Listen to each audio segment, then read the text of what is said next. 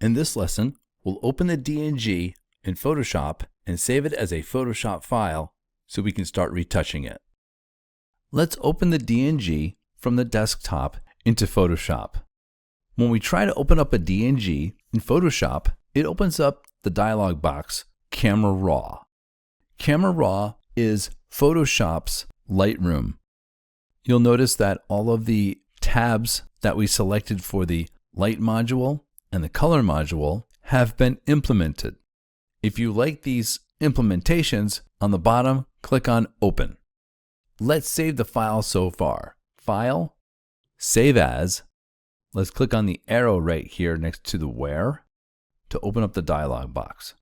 You can select Desktop and work off your desktop for now until you're all done, and then you can put that file away. We'll name the file your last name underscore first name underscore and then whatever the project number is. Right now it's P5. Check the assignment for the naming convention. Make sure the format is Photoshop and then click Save. This lesson will continue in the next video.